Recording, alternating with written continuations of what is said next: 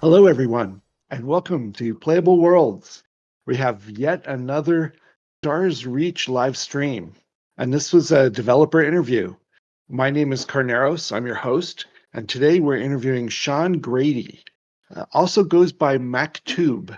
Did I pronounce that right? You did. Okay, great. And Sean Grady is our lead simulation engineer, which is not a job title you've probably heard before, but we're going to learn all about it here. Sean, say hello. Give us a few words about yourself. Howdy. Yeah, I am the lead simulation engineer. I got started in computational physics back in, really, I guess back in high school, playing around on my TA89 calculator with BASIC, and then did more of the same thing in college, astrophysics for undergrad and computer science for grad school. Did some robotics and machine learning, and then have sort of wound my way. I don't know, if you asked me at any point in the last, since high school, really, what are you going to be doing in 5 years? I would have been confident and completely wrong. So it's You been would an have said a adventure. physicist? Yeah, for a while, that was the plan. And then I remember I really wanted to do that for like, I don't know, 4 or 5 years in undergrad. And the academic politics just, I don't know. There's politics everywhere, but that flavor of it was not for me. Okay. Yeah, I hear you. Okay, so you ended up working on a simulation in a video game. That's nice. Love it. Yeah, Worse things have happened to people than this. Yeah, this is it's good. true. Okay. So is this your first position in the games industry? It is, yeah. Yeah. You were doing serious stuff in your last job, weren't you? Yeah. Sort of serious, yeah. Last job was machine learning focused. This was like right before the large language models took off. So it was, yeah, text analysis, that kind of thing. Nice. So do you play PC games or other kinds of games? Mobile, Wait, console, tabletop? yeah, not as much console anymore, but definitely everything else. Tabletop, PC. Yeah. Trading card games? I don't know. You're in the Pacific Northwest, so I think of TCGs. Yeah, not since Yeah. high school, but some of that. Okay. Yeah, I went through that phase too. Um, what genres of games do you like to play? That's a good question. I don't know that I really have favorite genres. I like co-op games. Anything where you can like work together with friends. Kind of genre agnostic, but that's my jam. Nice. And do you have a favorite all-time game? That's hard. I didn't warn you Uh, about this question in advance. no, it's all good. Uh, Left 4 Dead is up there for sure. Oh, I okay. played that a lot. Played that competitively in college briefly, and I was not good at it, but it was fun. You don't have to be good at something to love it. Yeah. When you arrived at Playable Worlds, what was the first thing you worked on? Yeah, the first thing I think was the simulation, and it was specifically, I think it had been through 3 different owners before I got there. So it was Wow. a solid couple of months of just like regularly talking with Raph and trying to figure out like, here's the history from like and where. Get closer to your mic, please. Something happened. No. Your mic's cutting in and out for me. Is anyone else hearing it that way? Keep talking. Is that any better? Okay, that's a little better. Yeah. All right. It seemed like you were backing up, and then your mic started cutting in and out. Okay, good. It's the headset mic, but sometimes it's wonky. Let me know if it happens more. Cygnus thinks it might be latency. Okay, no worries. I have the stream muted because of the seconds of delay, and I don't want to hear that while I'm talking to you. Yeah. Okay. So the first thing you worked on was the simulation, and you had to take over and get your arms around it for the first couple months. I'm going to ask you some more questions about the simulation, but first, what are you working on this week? This week, a couple of things, some infrastructure stuff. Everybody's getting ready for scaling, I think is the big thing everyone's focused on right now. Mm-hmm. So trying to make sure our ducks are in a row. And lately, iteration speed has been a big focus too. Like trying to iron out all the rough edges and try to make sure that we're all, like Rod has to do a bunch of stuff every time there's a playtest. So I'm trying to see if I can automate some of the cleanup that he does. Trying to get us ready Nice. to. Thank you. He'll appreciate that when he gets back from his little mini vacation. Okay, nice. Nice. Yeah, we have no Rod for a few days, guys, so hang in there. That's what we're saying internally. Oh no, hang in there. Thanks, Sean. So this simulation that is underlying everything in Stars Reach, how does it work? Can you go into any detail on it? Especially Yeah, for sure. what should a savvy player know and understand about the sim, for example? But yeah, how does it work? What is this thing? So it's at the bottom level, it's something called the cellular automata. That is the gist. We've put a bunch of stuff on top of that. But if anyone's familiar with like Conway's Game of Life, that's an example of a cellular automata. And the idea really is just, it's a bunch of cells, like little 1 meter by 1 meter voxels. And every voxel, it goes through, different time steps, like this whole simulation ticks at once. And every time step, the thing that happens to every cell depends on what that cell is right now and all of the cells that are directly touching it, and that's it. So there's no like long distance effects. It's all just stuff that's directly adjacent, which means it can be really fast. Everything's all adjacent in memory in the hardware. So you can make a lot of neat optimizations. It makes it really a challenge to try and like get gravity to work well and like fluid flow and things like that. Because in real life, stuff does happen from far away, right? And so a lot of the serious design work that Raft has done a lot of it, that all of us have done, is like, how do we take real world physics and like force it into this framework where you can know what's right next to you and that's it. So yeah, do players know about it? That's a good question. I guess I would say,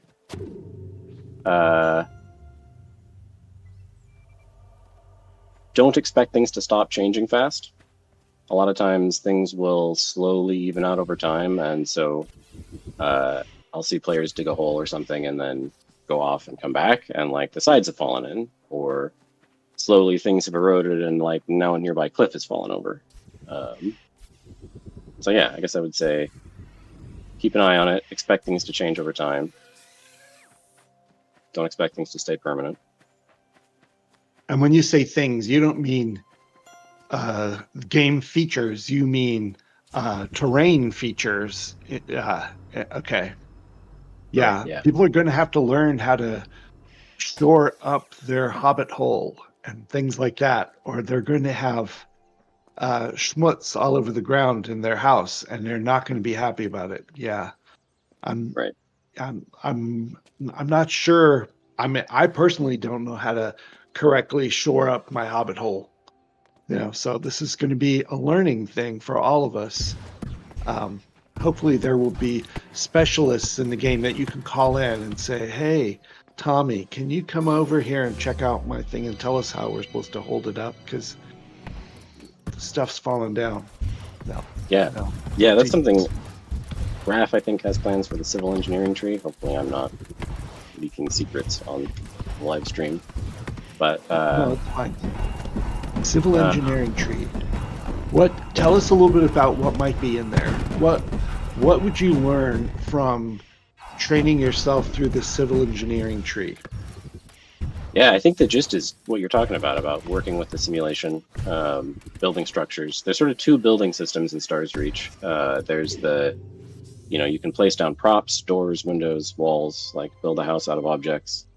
And then there's the simulation in the terrain. The Instaformer places down like voxel, sort of Minecraft style cube blocks, and you can dig holes like a hill. And the second part of that, with where you're interacting with the terrain, I think is where civil engineering is going to focus. And things like, can we have a view where, maybe you hold like a window up in front of you and you can see the stress everywhere, and like, oh, that part of the cave is about to fall down because it's not supported. You might be able to do things like put down a device that sort of like shores things up, and makes walls more rigid, so you can dig. Maybe you can dig a tunnel through sand if you have like things like that. Setting up foundations for buildings, leveling areas, sort of larger scale interactions with the terrain that things you can't just do with a shovel.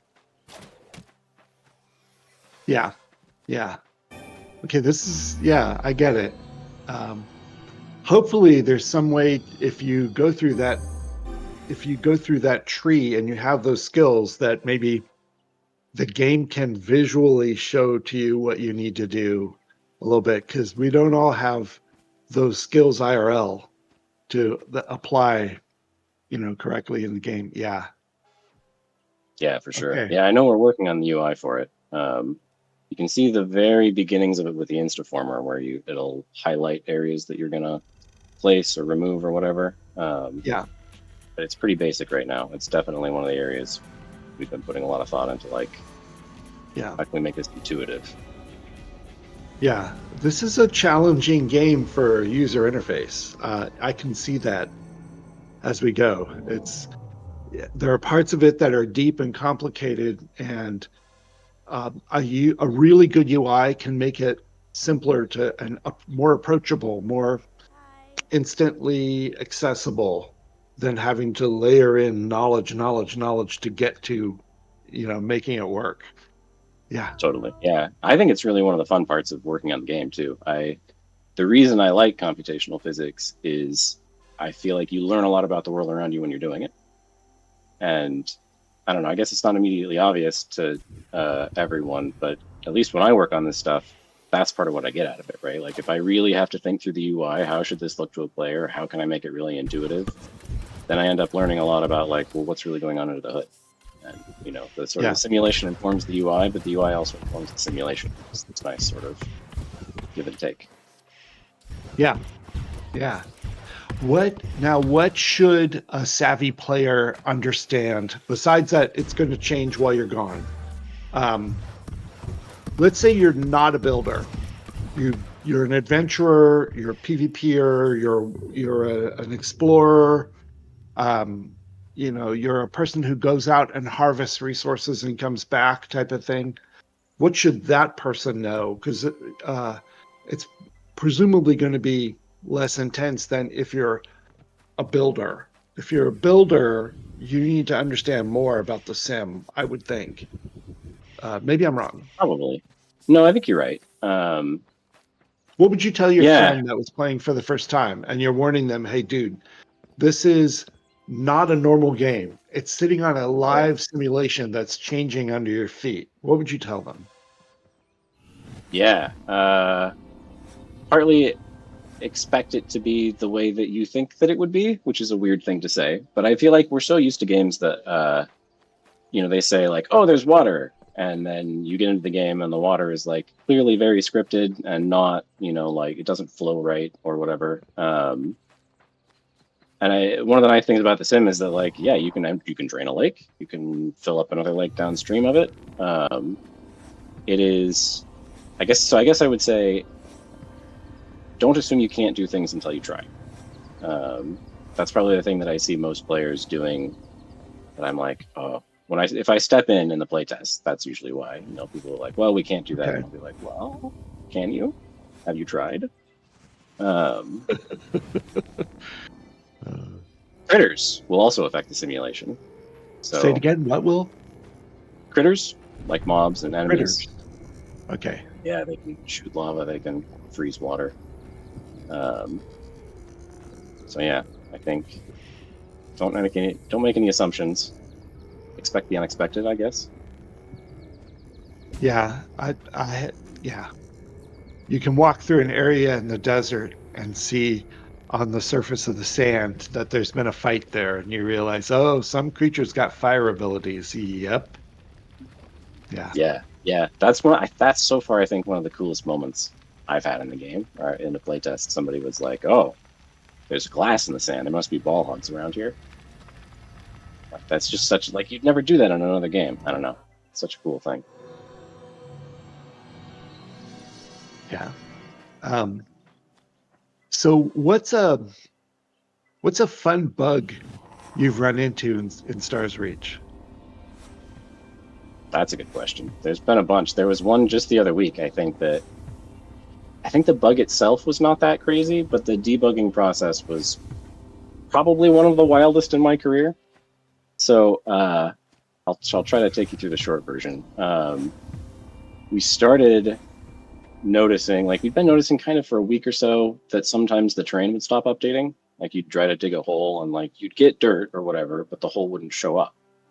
And that's weird. We didn't know what to do with that. So with the latest update, it started happening a lot more, and we thought, okay, we have to get to the bottom of this.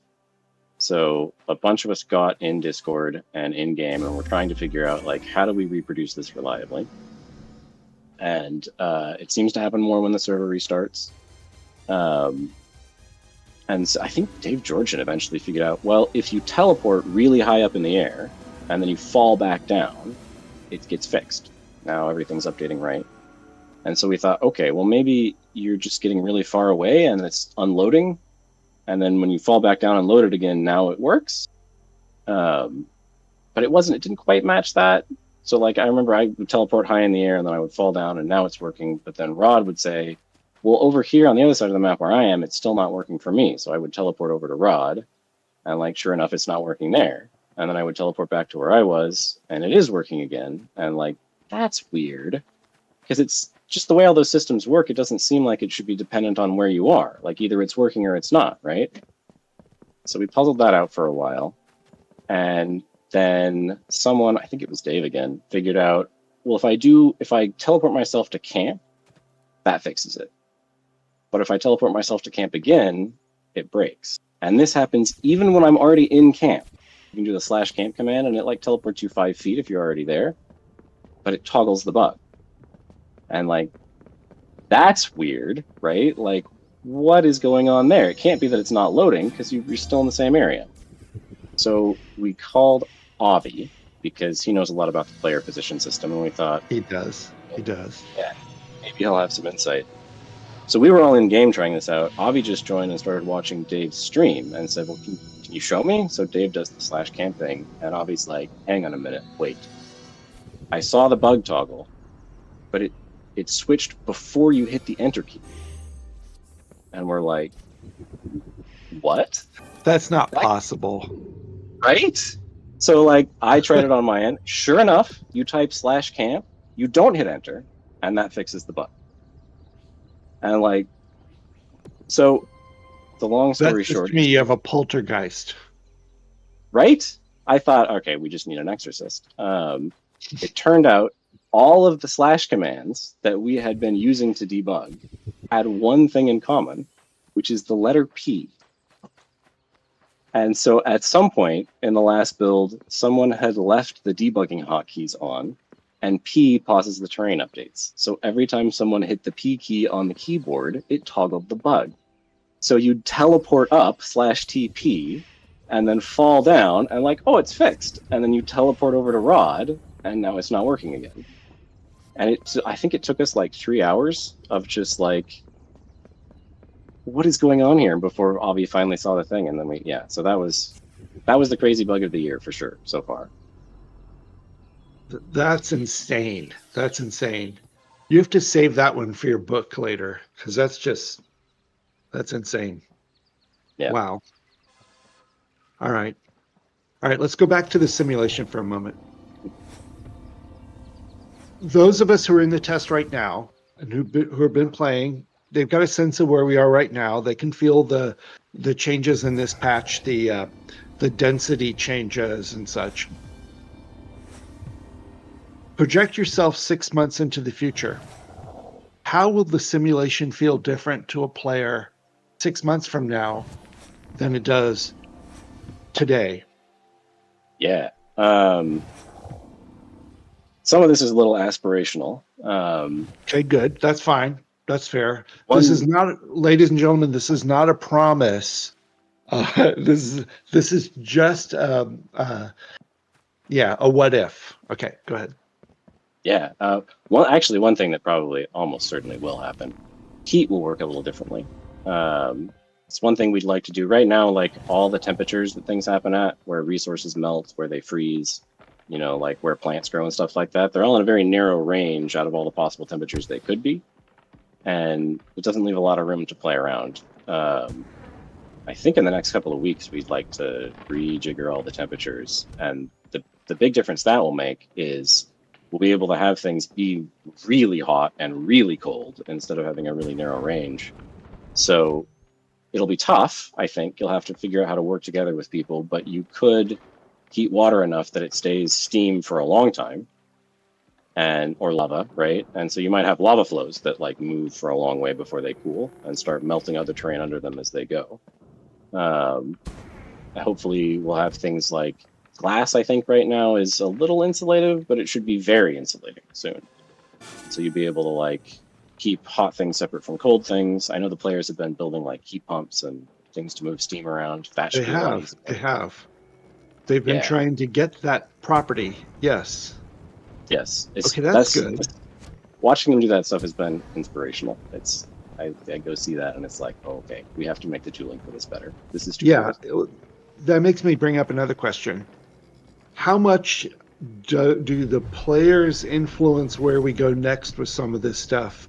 When we watch to see what they're trying to do and think, oh, that's cool. If X or Y were the case, they could do that even better. And then we go off and work on X and Y. How often do the players influence the direction of development of the sim? Pretty often, I think. I'd say it's probably like 50-50 when we add new stuff, whether it's player inspired or like we definitely have big plans. Like one of the things that will hopefully change in the next 6 months is I mentioned that it's a cellular automata, and so things have to propagate slowly.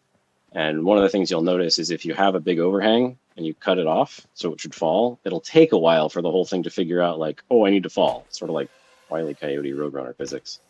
And then it will fall. So that we know we want to fix. So there's things like that we have planned and we know we want to do it at some point.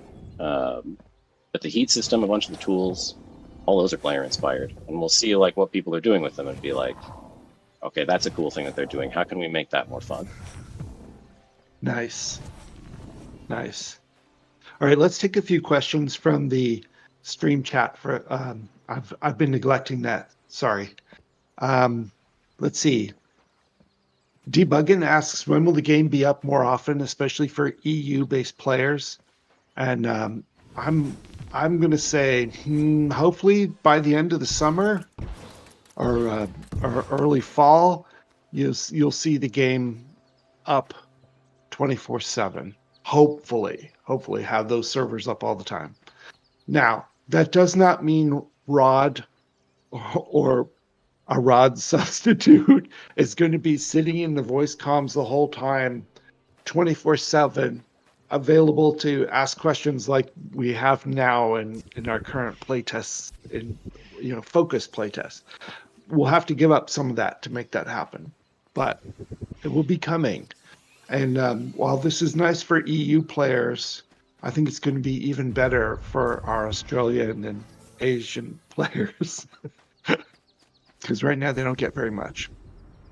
Then the next question was, how about temperature transfer through gases? I'm going to ask Sean to handle this one. Yes, this is a good question. This is exactly the kind of thing we want to enable with that temperature rework. The plumbing in the sim is all there for it. It's just about, can things be different enough temperature for you to really see the effects? But that is absolutely like watching the players build the heat pipe where they were moving steam. That definitely gave us ideas. So we definitely want you to be able, because steam is like, it does that in real life, right? Steam is very hot. it's a good way to move heat around. And there are in the resource properties in the simulation, the way everything is laid out, there we have different knobs for like what's the heat capacity, what's the conductivity. So we can say, yeah, steam can hold a ton of heat. It doesn't lose it very fast, but if it touches something, it will dump all that heat into it. So yeah, and different gases will behave differently that way, right? There will be some where if you get them too hot, they may spontaneously combust. I think you can vaporize oil right now, but I wouldn't recommend it when you're standing in it. So yeah, that stuff is definitely coming. Okay. Thank you, Craigens, for that one. All right, and then Bingo Homeslice asks, how does the sim currently choose where to initially place resources on a planet? Sand, granite, etc. Not necessarily in which layer, as that would be adhesion density, but where topographically. For example, I always find X resources near Y feature. Now, we've had Megan on previously on the show, actually a couple times, to talk about World Gen. And World Gen and simulation are immediately adjacent and overlap in places. Could you both answer his question and also sort of talk about the interdependencies and adjacency of World Gen and simulation? Yeah, for sure. Yeah, so to answer the question, Megan, our world designer, has a UI that it's sort of like a node graph where she can sort of string things together in a big tree. And it's just a bunch of relatively low-level algorithms. Like there's Perlin noise, there's things that will just generate craters, right? And so she can string all of these together and then save like a big group of them as like a template, we'll call it. And so she can make a template that produces things that look like the Utah desert, right? Where there's all these big rocks with sort of hoodoos on top of them or arches or whatever. She can make another one that does like mountains like you'd find in the Pacific Northwest, right? And while she's doing it, she can leave things more or less up to chance, or she can say things like, okay, there's going to be a lot of gold in this template, and it will tend to occur near, iron or something like that. Or it will happen a lot in the bottoms of the craters. So that's there's a lot of freedom there. The algorithms are all pretty low level, and she sort of builds her own library of like useful abstractions out of it, and that's where a lot of the placement comes from. For the sim and the world gen meshing together, there's definitely a lot of that, and we're adding more of it over time. One of the things that we can't do right now that we're working towards, hopefully in the near future, is really the simulation and the world gen process are very, like, conceptually there's a lot of overlap, right? And so we would like to be able to, for Megan to be able to do things like, say, I would like to have a layer of peat on top of, all of this dirt. And so have the world gen algorithm just put giant thing of peat up in the air and then simulate it and have it just fall, like blanket, cover the hills and stuff, and put it wherever it's going to go. Or put a giant tower of sand and then turn the simulation on and have it slump into like dunes or something like that, right? So yeah, there's that kind of overlap. Wow. When the world gen is done, when we have a finished world, we tend to run the simulation on it for a while to make sure things are settled. If there's any caves that are going to collapse, we want them to collapse before there's a player standing in them, ideally. So yeah, there's definitely a lot of interplay. And I think probably a big focus for me in a month or so is going to be really making all that smooth and streamlined and giving Megan some new tools. That is cool. Yeah, it feels to me like she's teaching the AI how to generate worlds for her. It's like she's the designer of the worlds, but she's also kind of like the teacher for the. Yeah, it's great. Yeah, it's true. Go ahead. Debugging is asking what random number generation algorithm you and she use. Yeah, a couple different ones. I think she mostly uses an off-the-shelf C# thing, one of the lightweight and relatively fast ones. we do some random number generation in the simulation, in the hot loop, actually, which I have had to write my own random number generator for. For anybody out there who's a nerd for this kind of thing, it's based on the X over shift algorithm.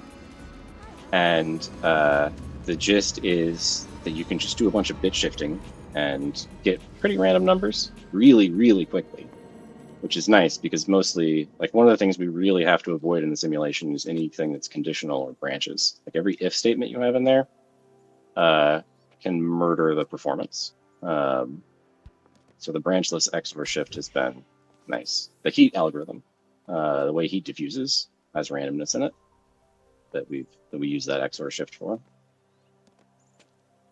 It's not at all cryptographic. Like, if you try to figure out the statistics for, like, is it secure, is it truly random, like, no, it's terrible. But no, it's good for the sim.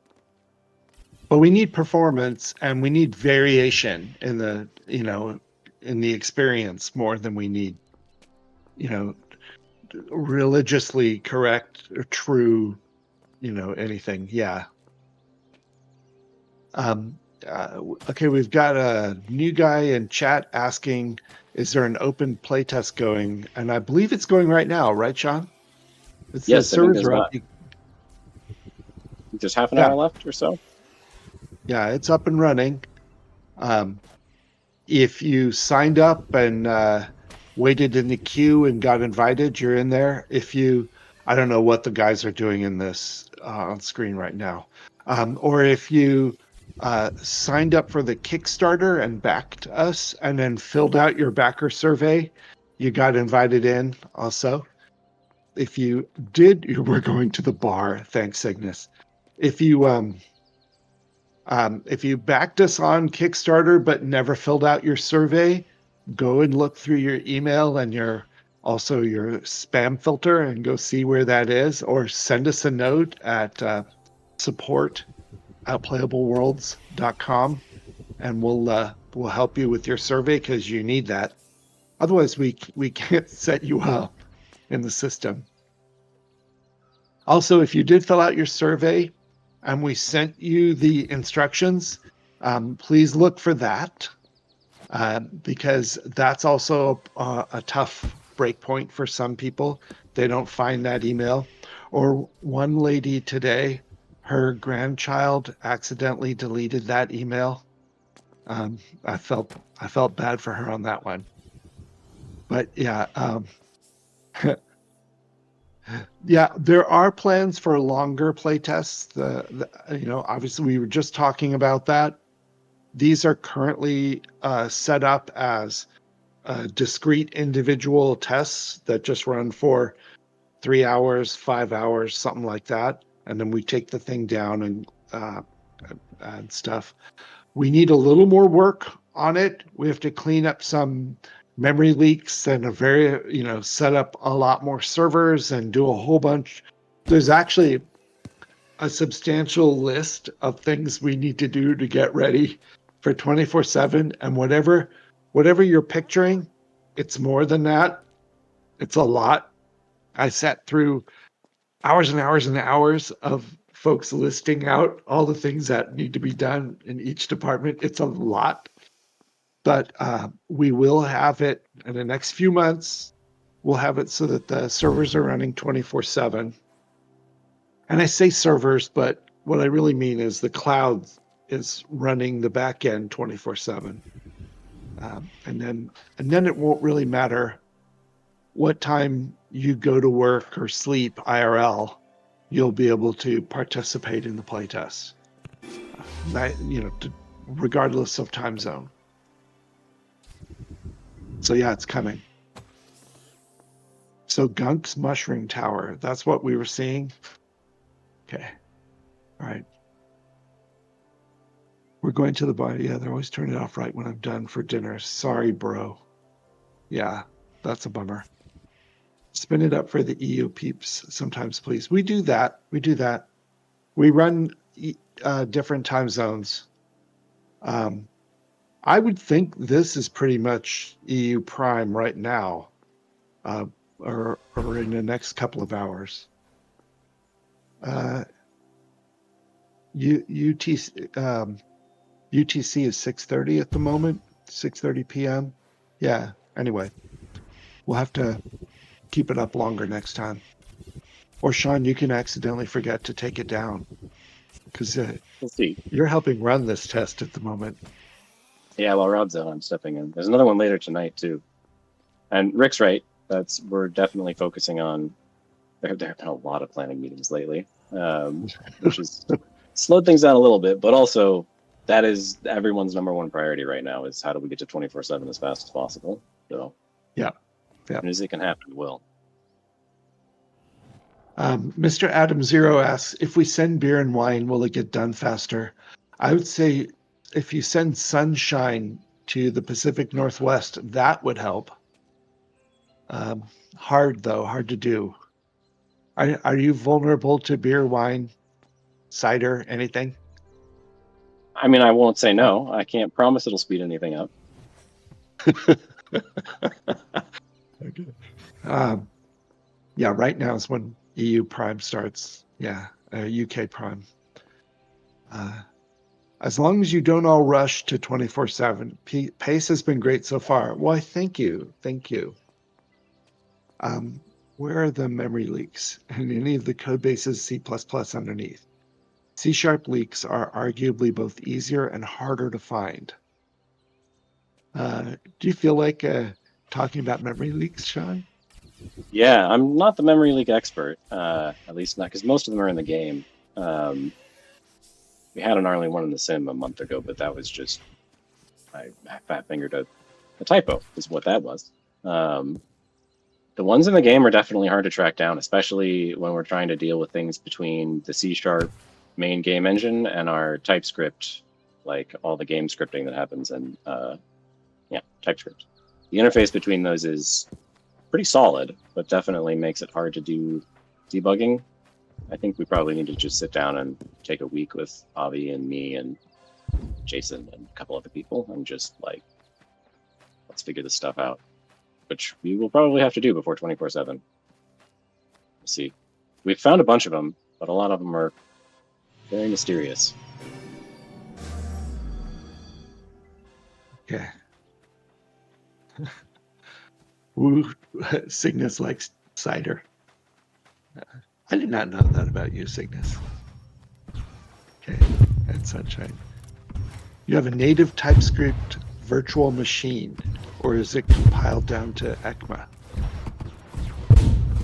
I'm definitely not the person to ask about that. I believe, don't quote me on this, I believe that we have our own, we've modified that, V8, the engine, a little bit, and we've integrated it into C#. So C# actually runs the event, I believe. It's this very weird sort of custom thing that we've done, because otherwise interop between the two was just killing everything. So having it be natively run in C# helps a lot. And if you would like to know more than that, you should ask Avi, because we are definitely in the deep waters of things I don't know very much about. And if you ever wondered why he calls himself Debuggin, I think you now have an idea. Yeah. I tip my hat, sir.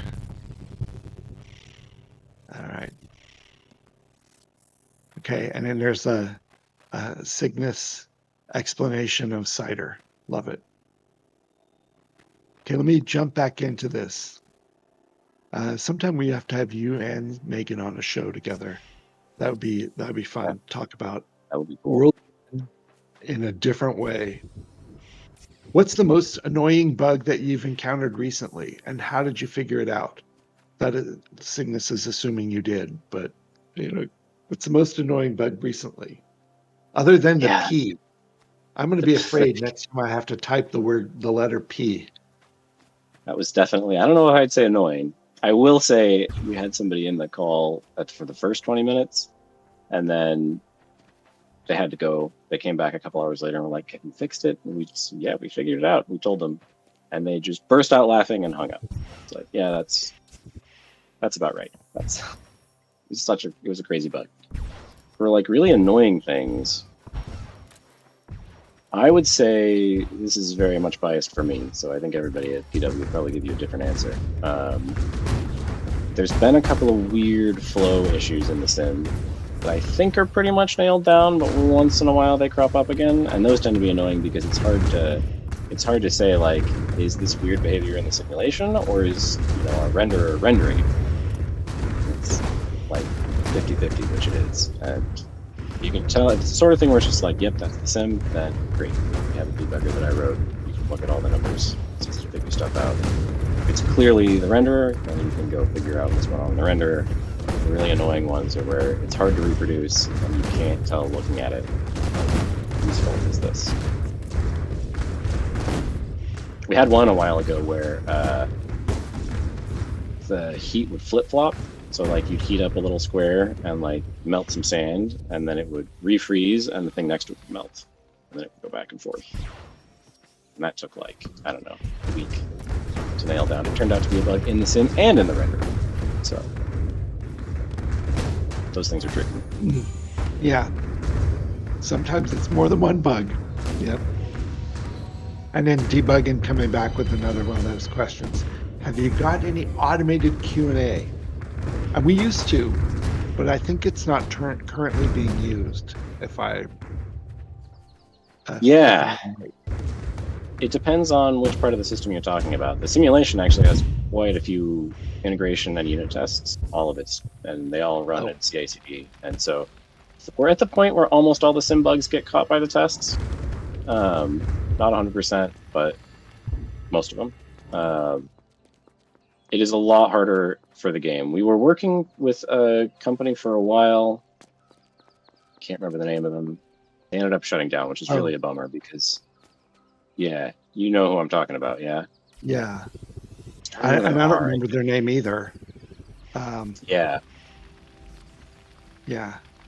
Anyway, they had managed to automate, like, just with, I think it's kind of the same way you automate testing in a web browser, where, like, they had I think they were using AI, where it would just, like, look at the actual screen and, like, control a player. And you could, like, tell it, okay, our automated test suite is get your terraformer out, go over here, dig a hole, go harvest a bush. That was very cool. I don't know if we're going to resurrect that or not, but yeah, not as much automated QA as I wish that we had, but we have dabbled. Okay.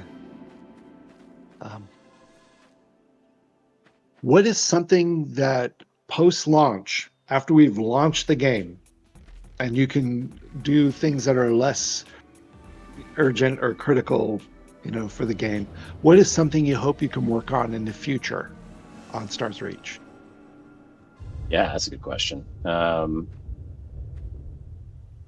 want to do everything before we launch, but I probably don't get to do everything before we launch. The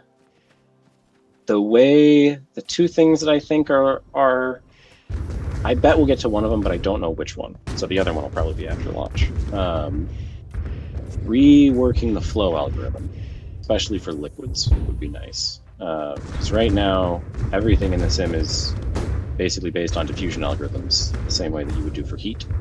And so if you have two cells and one of them has a bunch of water and the other has no water, water will flow. And it will flow like with a speed that is determined by the difference. So if they have almost the same amount of water, they even really slowly. But if they have different, like very different amounts of water, it's quick.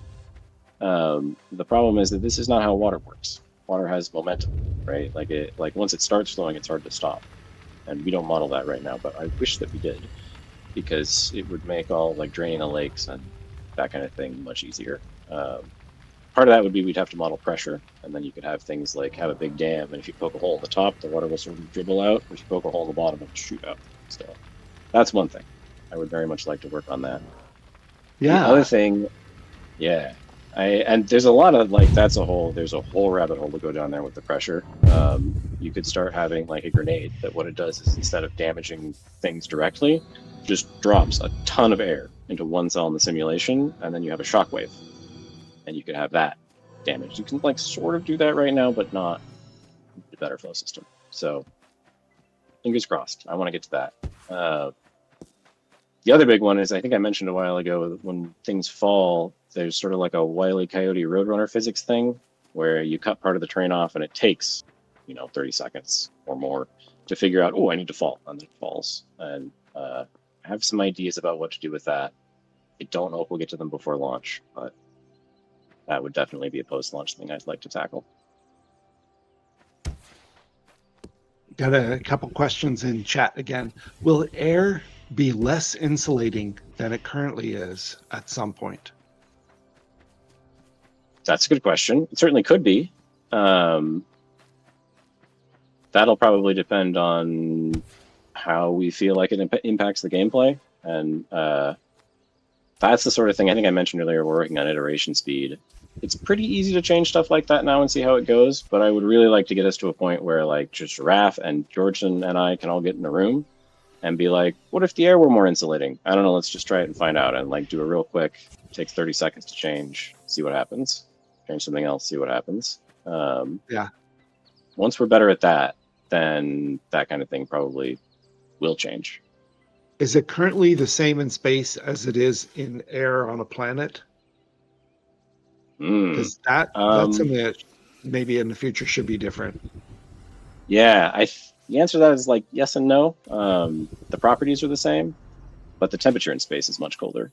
And so if you dump a bunch of heat with the heat ray, it probably will diffuse faster in space just because everything in space is cold.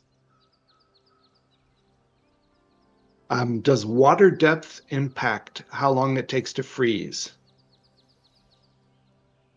It does if you are using the freeze ray or something like that. Oh, no, wait, hang on. I think I see what you're saying. You mean like if I could use the freeze ray on a cell at the bottom of a lake as opposed to the cell at the top of the lake, would that be different? So what do you mean, bro? Is this about winter coming and how long, or is this, as he means when seasons change? Okay. No, everything freezes at once. That is another good candidate for post-launch things I would like to tackle. I doubt we'll get to it before launch, but the answer is no, but I wish that it did. And therefore, the current of the water does not help it either. Slow water freezes at the same rate as fast water in winter at the moment. But at some point, the simulation will become more sophisticated. That's the hope. We do. It's sort of an art form of like, at some point, it just has to be gamey, right? Like we can't do a full-on physics simulation. And so trying to pick and choose like what is okay to be weird. Sometimes the weirdness makes good gameplay, right? Sometimes it's just frustrating. Yeah. Trying to navigate that, it's always a challenge. Yeah.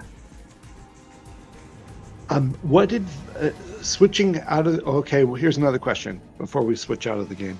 Do the planetary bodies and moons in the skies have any effect or effects on the planets themselves? He means the skybox right now. Right. Yeah. Or in the future, will they do? Right. They don't right now. I wish they did. I doubt they will in the future. That could be like a way post-launch thing, maybe. Yeah, I got my start in computational physics doing stuff with gravity and body simulations, and so that's always near and dear to my heart. But I think ultimately it would, for what we're doing, it would be a lot of work. It would be expensive, and I don't know that it would provide much gameplay. It would be so neat, but it's probably not high up the priority list. In EVE Online, if you look in a direction at the stars in the nebula, they are actually the view from there of those stars in that direction.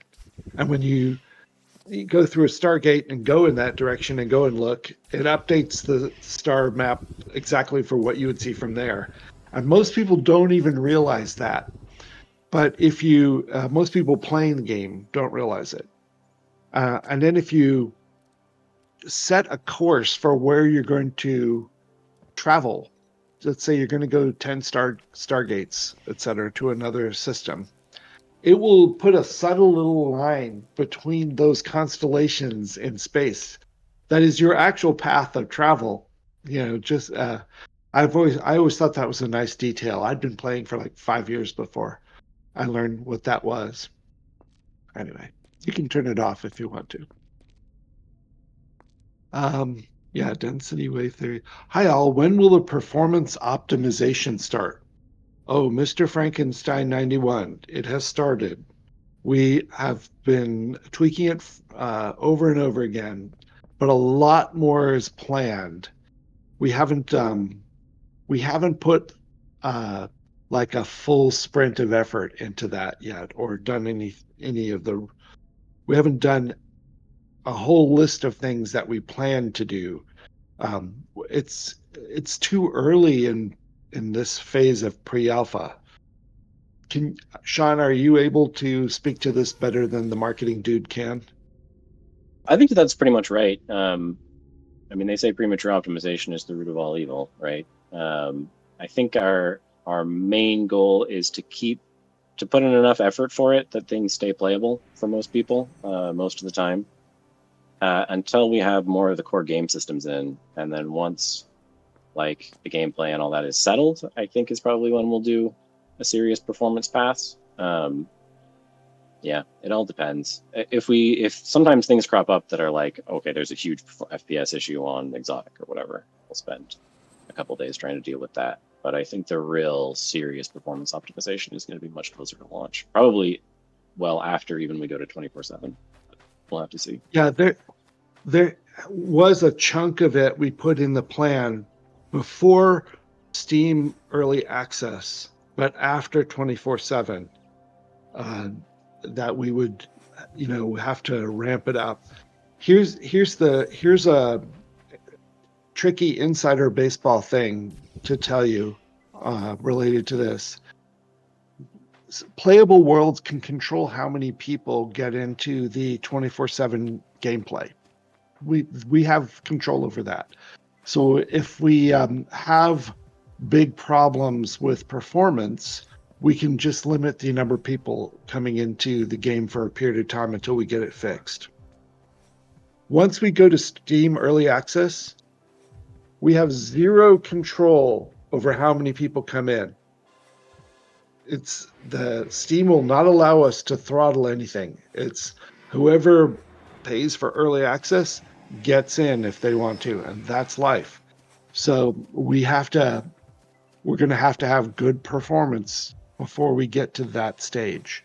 And so we put a chunk of time into our schedule for that purpose. Yeah, we leave it as late as we can. I had a professor in college who would say that it is easier to optimize correct code than it is to correct optimized code. So we'll leave it as late as we can to slow down development. Amen. All right, jumping out of the game itself for a moment, talking about the industry. What advice would you have for someone who's looking to be a software engineer in general, not even just in games, but in general? Yeah, the big thing I think is I think it's good to get some training, or like go to a boot camp or a college or whatever. I don't think there's anything wrong with that. I think that can be really valuable. I would be careful that you put some focus on the fundamentals, and what I mean by that is things like learning how to use Git well, learning how to write code that's easy to read, easy to maintain. Code is read way more often than it's written, so being able to write code that's easy to read is really valuable. There are a ton of different ways to get into the industry. I think they're all pretty valid. I like to say that I think it's not really like other engineering disciplines, right? Like if you want to get into architecture, you go to school for it and you get a PhD, or you do whatever it is you're going to do, and then you get a job in industry. And it's pretty limited whether those jobs are available, and you can't really build bridges in your spare time, right? Programming is not that way. And I also think that we're sort of at the point as a society with our understanding of programming where we were with movies when people were still running out of a theater when the train came on the screen, right? We're very early on. People have a lot of opinions. No one really knows the right way to do it. So I would not get too wrapped up in a particular program or a college or whatever. Yeah, open source projects are a good way to do it. Spend time working with other people on something. That'll teach you a lot real fast. Yeah, and then Debugging mentioned getting a mentor I think that's a good idea. Definitely. Yeah. If you know someone Almost everyone that I know that programs loves to teach people to program. That's a good way to do it. Open source projects are also a good way to find a mentor. I think that's 100% right, though. Mentors are huge. Also a good way to get jobs these days, because the market for entry-level software is rough right now. I don't think it'll stay that way forever, but brutal out there. Definitely for actual job hunts, I think there's a subreddit, engineering resumes, something like that. The way you format your resume makes more difference than people think. And there's a lot of advice out there about how to do it. I would go find some of it. All right. Actually, I'm going to put a link into chat too. Let's see if I could do this. Hopefully it'll let me. Yeah, it'll let me. All right. We do have a couple of positions open, by the way, if you're a software engineer or if you're a technical designer, which in my opinion is it's not halfway in between. It's both. If you're both an engineer or software engineer, or at least a scripter and a designer, that's, we have a position open for that too. It's a lot though. If you fall into that category, you are gifted, my friend. And I don't actually remember who debugging is IRL, but I shouldn't know right now anyway. Not in the middle of a stream. But thank you. Yeah. Next week we have a special thing on Thursday. Instead of a developer interview, we're going to have coffee with the moderators as a live stream. And that will be very interesting and fun. Going to have a bunch of them up on here. You get to see who it is that's moderating you.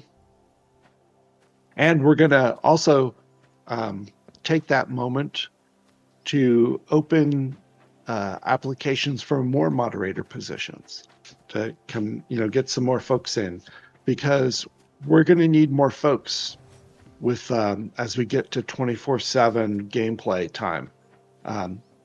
We're going to need more coverage across time zones and stuff like that. So I'm looking forward to next week. Yes, the faces behind the ruthless hammer. Thank you, socially obsolete. Jeez, don't make me blush on the air. All right, thank you all for coming. Much appreciated. Thomas, I don't know. Thomas, thank you for running the engineering. Lyric and Cygnus, thank you for the gameplay in the background. Much appreciated.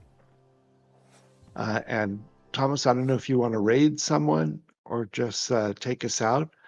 But again, thank you all for coming, and we'll see you next Thursday.